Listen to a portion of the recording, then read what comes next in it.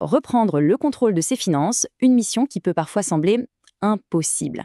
Alors aujourd'hui, on va mettre sur le ring 2 méthodes de budget ultra populaires. L'idée, découvrir celles qui pourraient vraiment nous aider. C'est parti pour le duel, la règle du 50-30-20 contre le système des enveloppes. On a tous connu ça, non? Cette sensation un peu angoissante en fin de mois où on regarde son compte et on se dit « Mais où est passé l'argent? Il s'est juste évaporé. » Eh bien, c'est justement ce sentiment qui nous amène aux 2 solutions qu'on va explorer. J'adore cette question, posée par une youtubeuse. Elle change complètement la perspective. On ne demande plus comment ça va, mais comment vont les finances. C'est une vraie prise de conscience, parce que bien souvent, la santé de notre portefeuille a un impact énorme sur notre bien-être général. Allez, on commence par la première méthode, sans doute la plus célèbre de toutes, la règle des pourcentages. Une approche qui se veut simple, logique et, sur le papier en tout cas, super élégante. Et là voilà, la fameuse règle du 50-30-20. C'est une méthode qui a été popularisée par la sénatrice américaine Elizabeth Warren. L'idée est vraiment simple. On prend son revenu net, après impôt, et on le divise en 3 grandes catégories. L'objectif, c'est de mieux structurer ses dépenses, tout simplement. Alors, la répartition, elle est hyper claire. D'abord, 50%, la moitié du budget, pour ce qu'on appelle les besoins. Ça, c'est le socle, les dépenses qu'on ne peut pas éviter. Ensuite, 30% pour les envies, tout ce qui rend la vie un peu plus fun. Et enfin, un solide 20% pour l'épargne et les investissements, bref, pour construire l'avenir. D'accord, mais concrètement, on met quoi dans chaque case? Bon, les besoins, c'est assez facile. Le loyer, les courses, les factures, les transports, l'essentiel quoi. Les envies, c'est le reste. Les sorties au resto, le shopping, l'abonnement à Netflix. Mais c'est là que ça devient subtil. Le petit café du matin avant d'aller au boulot, c'est un besoin ou une envie? C'est là que la discipline personnelle entre en jeu. Quant à l'épargne, eh bien ça regroupe tout ce qui prépare le futur. Sur le papier, franchement, ça a l'air parfait. Simple, clair, équilibré. Mais est-ce que cette règle, aussi simple soit-elle, est vraiment une solution miracle pour tout le monde? C'est le moment de la confronter à la réalité. Il faut se souvenir d'un truc important. Cette méthode, elle a été pensée pour la classe moyenne américaine il y a plusieurs décennies. La vraie question, c'est donc, avec l'inflation, le coût de la vie qui a explosé, est-ce qu'elle est encore vraiment pertinente aujourd'hui?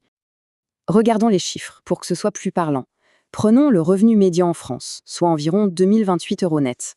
La règle du 50-30-20 nous dit qu'on a 1014 € pour les besoins, honnêtement. 1014 € pour payer le loyer, les factures, la nourriture, surtout dans une grande ville. Ça vous paraît suffisant? On voit bien que ça peut coincer très très vite.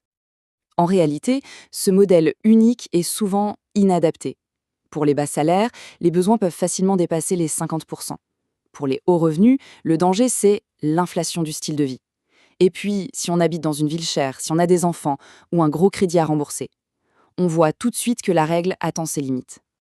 Et cette citation du média K-Finance, elle résume parfaitement le problème. Je cite, « C'est une règle dépassée, une méthode qui ne fonctionne plus pour la majorité de la population, notamment à cause de l'inflation. » Voilà, tout est dit.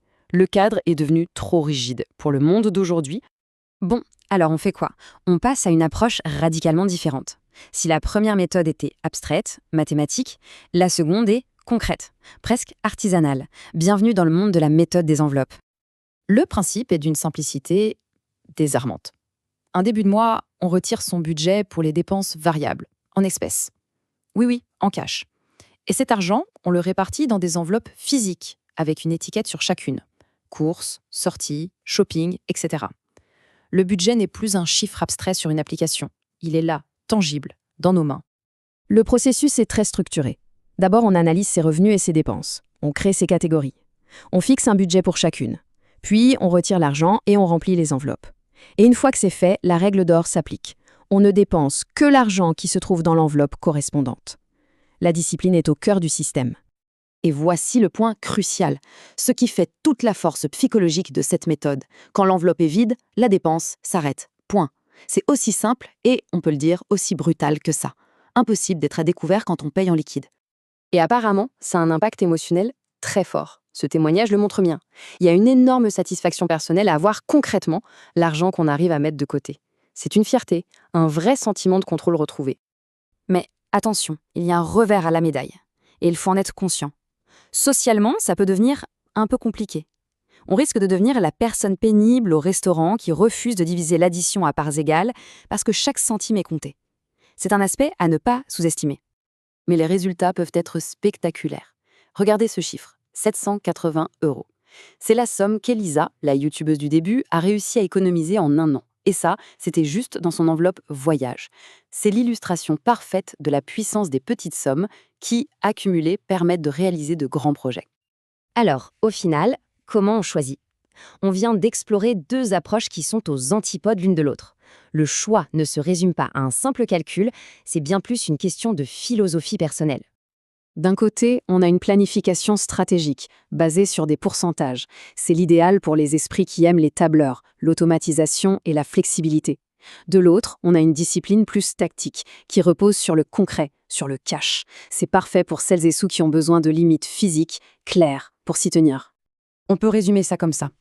Une méthode utilise l'abstraction des chiffres pour guider une stratégie, l'autre utilise la réalité physique de l'argent pour imposer une discipline. La première est une carte routière, la seconde est une barrière de sécurité. Ce qui nous amène à la question finale, la plus importante peut-être. Pour gérer son argent, est-ce qu'il faut avant tout être bon en maths ou bien se connaître soi-même ? Est-ce que c'est un problème de chiffres ou un enjeu de psychologie ? La réponse, finalement, est probablement différente pour chacun d'entre nous.